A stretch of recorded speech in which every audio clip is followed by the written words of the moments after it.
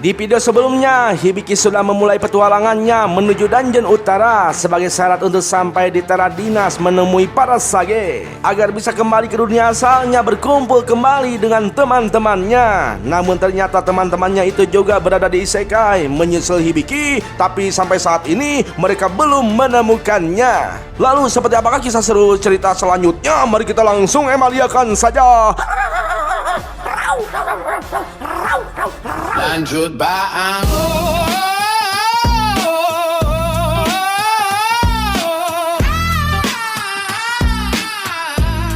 Yo, jangan lupa subscribe.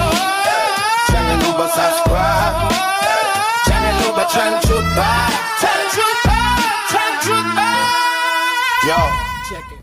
Waktu pun terus berlalu. Di perjalanan ketika sedang istirahat tepat di malam Jumat Kliwon yang dingin, tampaklah Claude sangat tersiksa karena cuaca dingin yang sangat nyelecep. Dan dia tidak mau melepaskan bajunya karena itu pemberian Hibiki. Saking dinginnya Claude benar-benar sangat ripuh. Aduh, kepanasan jadi mengok, kedinginan jadi gitu, ripuh pisan si Claude. Nah, keesokan harinya Hibiki memanas seekor monster yang langsung tumbang hanya dengan sekali serang. Hibiki merasa kini dirinya mulai tambah kuat, namun dibantah oleh Acuy. Acuy berkata, Hibiki itu hanya lagi merasakan euforia sesaat. Merasa kuat itu hanya ilusi dari efek mabuk petualangan.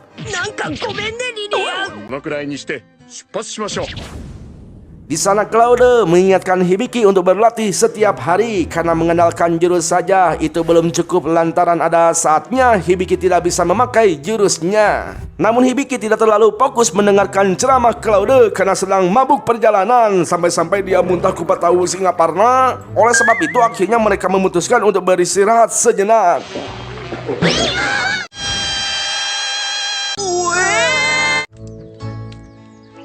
Tambaklah Hibiki yang hendak cuci muka agar lebih segar malah dikejutkan oleh kemunculan slime. Ternyata danau itu adalah tumbukan slime yang genyal sekali. Tapi slime itu malah dimanfaatkan oleh Claude untuk latihan Hibiki. Claude hanya memberikan sebuah obor api sebagai senjata Hibiki untuk mengalahkan para slime itu. Jelas saja Hibiki sangat bete. Hibiki menganggap kalau si Claude itu lumayan sadis, tapi itu cocok dengan gelarnya sebagai komandan pawai kematian. Lantas Hibiki memulai pertarungannya, namun serangannya itu tidak ada satupun yang mengenai slime. Dan saat Hibiki lengah, slime itu langsung menggabruk mukanya sampai Hibiki tidak bisa bernapas. Hibiki yang lebaynya tidak ketulungan, malah berpikir akan mati di sana. Saking dramatisnya, Hibiki membayangkan Emalia yang mungkin takkan berjumpa lagi, bahkan berpikiran akan meninggalkan semua teman-temannya. Tapi berkat kelebayannya itu, Hibiki bertekad kuat agar tidak mati konyol di sana. Lalu saat menyangka rohnya sudah keluar, Hibiki langsung tersadar dan mendapatkan jurus baru, yaitu jurus api yang bisa mengusir slime. Tampaklah para slime itu langsung mengamuk dan menyatukan tubuh mereka hingga menjadi slime raksasa. Soalnya Hibiki pun langsung panik karena tidak ada orang yang menyelamatkannya. Tapi sekarang Hibiki punya jurus api, jadi dia bisa mencoba untuk menghabisi slime tersebut. Namun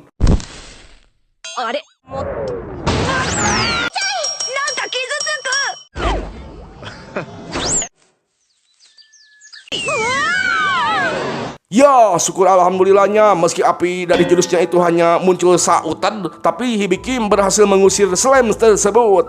Malam harinya mereka memutuskan untuk kemah di tempat yang sama. Jurus baru Hibiki sangat berguna untuk menyalakan api, untuk memasak dan penerangan. Mungkin kalau mau udut nggak usah cari korek, apalagi pinjam ke temen tongkrongan. Ya, meski begitu Hibiki tetap ragu, takutnya jurus apinya itu tidak bisa dipakai untuk bertarung. Tapi Claude berusaha untuk menenangkannya dan bersumpah akan membawa Hibiki sampai ke Terra Dinas. Claude memberitahu Hibiki bahwa tempat tersebut belum pernah dijamah oleh siapapun dan belum ada yang berhasil mencapai ke sana. Itulah kenapa Claude selalu menyuruh Hibiki untuk terus berlatih agar menjadi kuat. Lalu saat akan tidur, Hibiki mendapatkan pesan dari Acuy bahwa dia mendapatkan 4 jurus baru. 未確認のスキルがあります。後で継承しなくちゃ。4つも増えてる。ねえ、やった。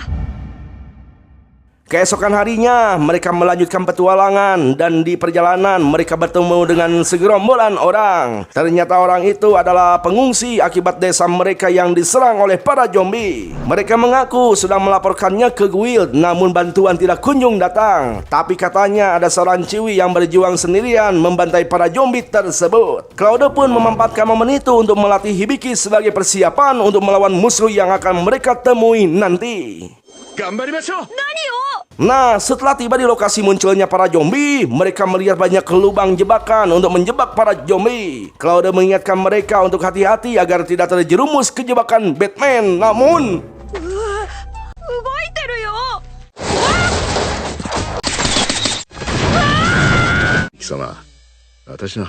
ya, setelah itu tiba-tiba Pauna muncul dari belakang yang membuat mereka ngorejat. Ternyata Cui Musafir yang disebut warga desa tadi adalah Pauna, dan Pauna adalah orang yang memasang jebakan-jebakan tersebut. Claude heran kenapa bandit seperti Pauna mau repot-repot menyelamatkan orang lain. Pauna mengaku tidak ada alasan khusus untuk melakukannya. Alasannya hanya karena dia menyukai anak kecil. Lantas Pauna mengajak Hibiki dan yang lainnya untuk membantunya membantai para zombie. Tapi tidak diminta pun mereka akan melakukannya karena memang itu tujuan mereka. Kata Pauna, gerombolan zombie itu tidak seperti zombie biasa sebab mereka seperti memiliki strategi yang rapi.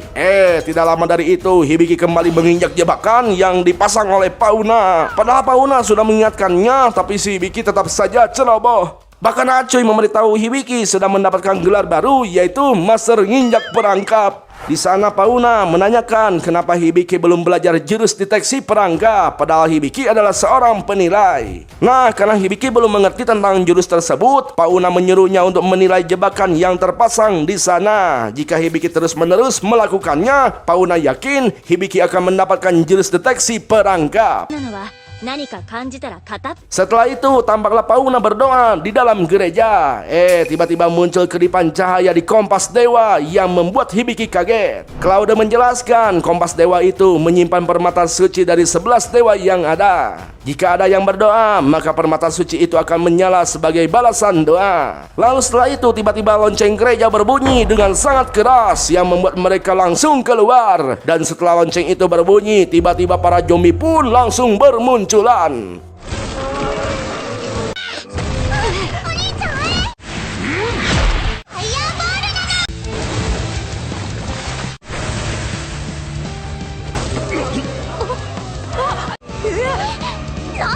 Ya, di sana Pauna mengajak mereka untuk mundur karena zombie itu tidak mati-mati setelah mendapatkan serangan. Tak lama lonceng itu kembali berbunyi dan para zombie pun kembali bermunculan. Soalnya mereka pun langsung membagi tugas. Claude dan Pauna akan menghadapi para zombie, sedangkan Hibiki dan Lilian disuruh untuk mengecek lonceng yang berada di atas menara. Setelah mereka berada di atas gereja, mereka tidak menemukan ada orang yang membunyikan lonceng tersebut. Sementara itu, Claude dan Pauna sudah dalam kepungan para zombie. Hibiki pun memutuskan untuk menyerang para zombie itu dari atas untuk menolong mereka berdua. Namun tiba-tiba lonceng itu kembali berbunyi dan entah siapa yang membunyikannya. Ternyata biang kerok dari kejadian tersebut adalah Ipel. Dia menggerakkan lonceng itu dari jauh menggunakan cermin yang dipegangnya. Di menara tampaklah Hibiki mencoba menilainya, namun lonceng itu hanya lonceng biasa. Lalu sistem Acuy menyuruhnya untuk menilai semua yang ada di area sekitar. Namun tetap saja Hibiki tidak menemukan apapun. Tapi setelah menggunakan mata ahli, Hibiki akhirnya menemukan sebuah cermin berenergi sihir.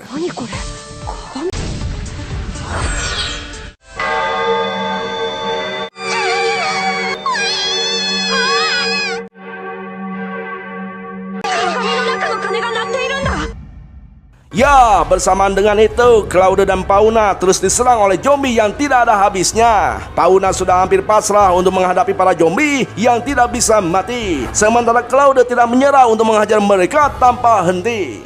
Sementara itu, Hibiki dan Lilian berusaha keras menghancurkan cermin sihir yang menggerakkan lonceng itu. Namun serangannya malah mantul dan hampir mengenai Ipel. Ya, meski serangan Hibiki itu dipantulkan, Hibiki dan Lilian tetap menyerang sehingga...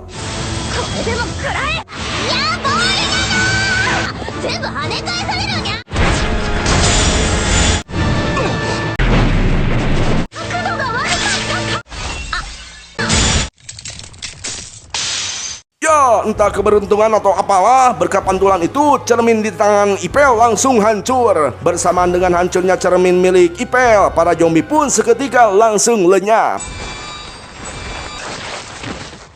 Setelah para zombie binasa, para penduduk desa langsung berkumpul untuk berterima kasih kepada Hibiki dan kawan-kawan. Berkat mereka semua, penduduk desa terselamatkan dari musibah serangan zombie. Namun Claude masih penasaran siapa yang membunyikan lonceng gereja tersebut. Pauna mengatakan biar pihak Guild lah yang mengurus sisanya, karena Claude dan yang lainnya sudah melakukan yang menjadi bagian mereka. Nah, karena Pauna tidak akan ikut berpetualang dengan Hibiki, dia berharap pas bertemu Hibiki lagi, Hibiki sudah memakai baju ciwi lagi. Tapi Hibiki mengaku kalau dia itu sudah tobat, tidak akan melakukannya lagi. Malam harinya, tambahlah Ipel berpikir kembali karena rencananya selalu gagal maning. Ipel merasa Hibiki akan menjadi penghalang atau orang yang akan merepotkannya jika dia mau membunuh Claude. Sementara itu di langit, tampaklah Dewa Agus begitu mengkhawatirkan Hibiki. Menurut Dewa Agus, seperti apapun masa lalu tidak akan bisa dihapuskan, termasuk kesalahan yang telah mereka perbuat. Dewa Agus benar-benar ingin Hibiki bertahan hidup dan menemukan kebahagiaan. Itu kenapa Dewa Agus tidak akan membiarkan Hibiki mati, karena jika Hibiki mati, maka dunia ini akan hancur. Sementara itu tampaklah Claude terlibat cekcok dengan penjaga gerbang dungeon karena membawa bocil bersamanya. Si penjaga menuduh Claude hanya akan menjadikan para bocil itu sebagai umpan untuk para monster di dungeon. Di sana Lilian mencoba menjelaskannya bahwa Hibiki itu sebenarnya sudah dewasa, cuman ukurannya kecil. Jelas saja Hibiki langsung lemas karena berasumsi liar. Nah, setelah menyerahkan dokumennya, akhirnya si penjaga mengizinkan mereka masuk ke dalam dungeon. Di sisi lain, Emilia terlihat sangat senang karena kini dia bisa bergabung lagi dengan Hibiki. Emilia berpikir Hibiki pun pasti sudah tidak sabar ingin bertemu dengannya dan ingin segera melihat kecantikannya. Tak lama, batu ali tanah pertemanannya bersinar petana Ipel sedang dalam bahaya.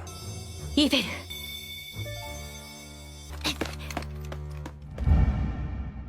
Sebelum masuk dungeon, ternyata Hibiki dan kawan-kawan harus menuliskan rencana perjalanan. Intinya, bagaimana mereka bisa menaklukkan dungeon. Rencana perjalanan itu wajib dilampirkan oleh petualang di bawah rank C untuk mengurangi korban jiwa dari petualangan ceroboh kelas bawah. Di sana Hibiki sempat heran bagaimana bisa membuat rencana perjalanan saat mereka tidak tahu apa yang akan terjadi. Claude menjelaskan mereka hanya butuh menuliskan garis besarnya saja. Lilian pun meminta agar dia saja yang menulis rencana perjalanan tersebut dan menyuruh Hibiki bersama Claude untuk istirahat saja. Ya, Hibiki di sana tidak menyangka Lilian terasa sudah tumbuh dewasa. Claude yakin Lilian seperti itu karena dorongan ingin membantu Hibiki sebisa mungkin. Padahal menurut Hibiki, Lilian sudah sangat banyak membantunya. Lalu Hibiki mengajak Claude untuk memastikan barang bawaan mereka, takutnya ada yang ketinggalan. Menurut Claude, dari senjata dan yang lainnya sudah siap, tinggal ransum saja. Tapi Hibiki tiba-tiba panik karena ada sesuatu yang penting yang harus dibawanya, yaitu kolor. Hibiki hanya punya kolor satu-satunya dan itu juga sudah bau baseng. Hibiki merasa tidak nyaman jika terus-terusan memakai satu kolor yang sudah bau. Padahal menurut Claude, Hibiki tinggal menggunakan sihir bubble wash untuk mencuci kolornya daripada harus menggantinya. Tapi menurut Hibiki, membersihkan dengan sihir itu berbeda dengan membersihkan dengan air. Meski efeknya sama, rasanya itu seperti ada rigid saja gitu ya dan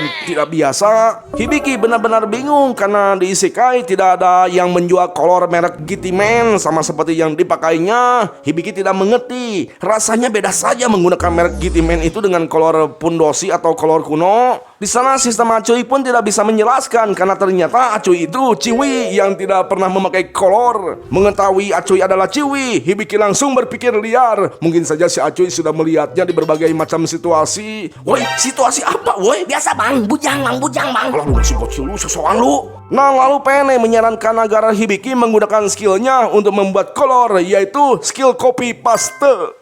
たくさんお願い &ペースト Ya, kolor yang bau baseng itu pun menjadi banyak menimpa Pene sampai muntah mencium baunya. Di sisi lain, Emilia kembali ke benteng yang banyak jurik yang sebelumnya pernah dia datangi untuk menyelamatkan Ipel. Dan tiba-tiba 幽霊を怖がってる場合じゃないわね。なかなか優秀そうだね。イベル、どいて。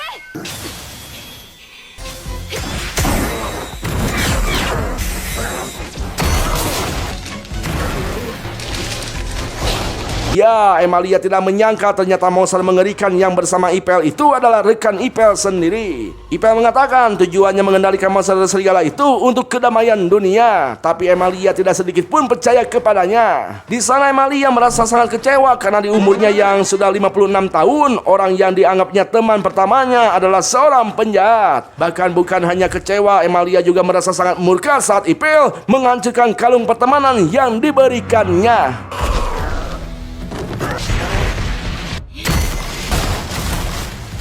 Ya, di sana Emilia langsung mengamuk menyerang Ipel untuk membunuhnya. Namun Ipel menahan serangan Emilia dengan cermin sihirnya sehingga serangan itu berbalik kepada Emilia. Tapi untungnya Ipel tidak menghabisi Emilia karena bisa saja dia dimarahi oleh orang yang menyuruhnya jika bertarung langsung dengan orang selain targetnya. Sementara itu Hibiki dan yang lainnya akhirnya diberi izin oleh Guild melewati dungeon berkat dokumen rencana perjalanan yang dibuat Lilian semalaman. 指定都知ってるダイナスに向けた。行ってきてくださいね。準備はよろしいですね。もちろんや。私もいつでもいいな。では参りましょう。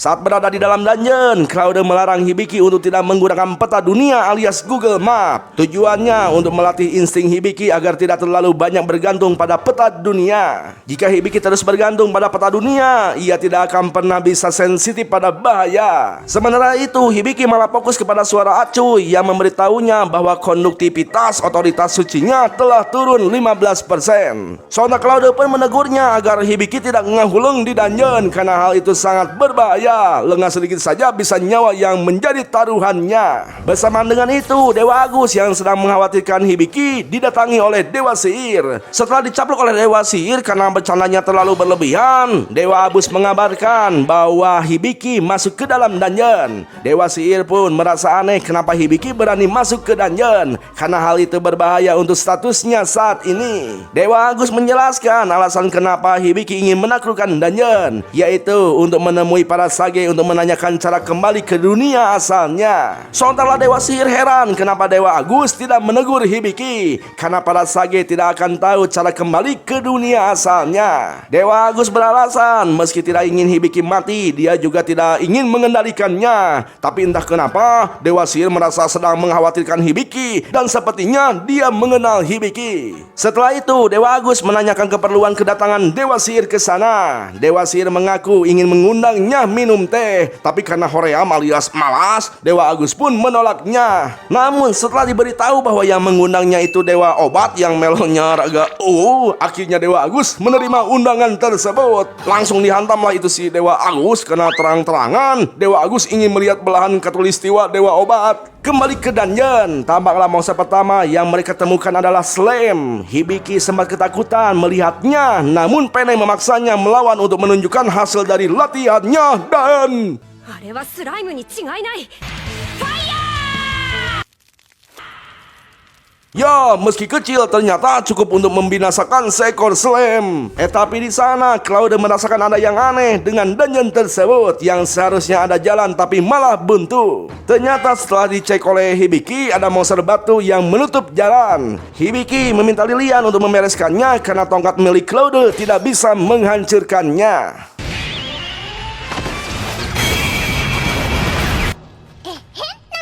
Ya, setelah Lilian berhasil mengalahkan monster batu itu, jalan pun langsung terbuka. Di sana Hibiki penasaran siapa yang membuat dungeon itu. Namun tidak ada yang tahu, bahkan Penny juga tidak tahu siapa yang membuat dan untuk apa dungeon itu dibuat. Nah, setelah masuk semakin dalam, Acuy kembali memberitahu Hibiki bahwa skillnya semakin melemah. Tiba-tiba mereka kembali dihadang monster engang. Claude membagi tugas untuk melawan monster engang tersebut. Hibiki menggunakan panah rohnya untuk menghabisi monster itu. Namun, lesatan anak panahnya itu malah meleset. Akhirnya hanya Claude dan Lilian lah yang berperan kembali mengalahkan semua monster itu. Di sana Hibiki merasa heran padahal sebelum masuk dungeon tembakannya tidak ada yang pernah meleset. Acuy memberitahukan alasan kenapa skill Hibiki melemah. Itu karena dungeon menjadikan kekuatan Dewa Agus sulit untuk menyentuh Hibiki. Lantas Claude mengingatkan Hibiki untuk lebih jeli menghindari jebakan lubang. Tapi Hibiki tidak mendengarkannya karena sibuk memikirkan skillnya yang melemah. どうしよう。落とし穴は最も多く仕掛けられた。そうなの？え？って全く聞いていなかったと？話を聞いていなかったのですか？ Ya, awalnya Claude sedikit kesal karena Hibiki banyak ngahuleng sampai tidak mendengarkan peringatannya. Claude juga berpikir mungkin karena gugup. Namun setelah diberitahu alasannya, akhirnya Claude mengerti kenapa Hibiki seperti itu. Yang ternyata skillnya telah melemah ketika di dalam dungeon. Hibiki merasa bahwa kini dia hanya menjadi beban tim. Karena senjata panah yang benar-benar menjadi andalannya kini tidak berguna. Tapi meski begitu, Claude dan Lilian tidak sedikit pun menganggap Hibiki tidak berguna. Claude dan Lilian akan terus bersama Hibiki meski bagaimanapun keadaannya. Meskipun mereka tidak memiliki ikatan darah, Claude tetap menganggap Hibiki sebagai keluarganya. Jadi sesulit apapun keadaan dan situasinya, mereka akan selalu saling berpegang tangan. Claude kembali memberikan ceramahnya pada Hibiki sambil menekan tubuhnya dengan kedua tangannya. Claude tidak sadar bahwa tenaganya itu setara 9 kuda yang membuat Hibiki menderita menahannya. スキルに頼りすぎないと生き残れません。いるでしょ。弓の命中精度を上げましょう。と聞いていませんでしたね。 Bang, nasib si Emalia gimana bang? Jangan sampai dia mati bang. Nah itu dia, untungnya si Emalia masih hidup dan sudah siuman dari pingsannya. Ya, Emalia merasa seandainya dia menggunakan busurnya, mungkin dia bisa membunuh Ipel. Tapi ada untungnya juga dia tidak menggunakannya, karena jika gagal, mungkin Emalia sendiri yang akan mati. あいつを止めないと。 Ya, segitu dulu bro ceritanya. Gimana nih, masih mau lanjut gak nih? Lanjutlah bang, kita masih butuh Emalia bang. Lah, kok Emalia sih? Kan MC-nya si Hibiki. Tapi Emalia yang bikin serunya bang. Ah, masa sih? Yaudah tutup videonya. Ya pokoknya mah pemirsa yang budiman dan baik hati, jangan lupa di Emaliakan saja ya.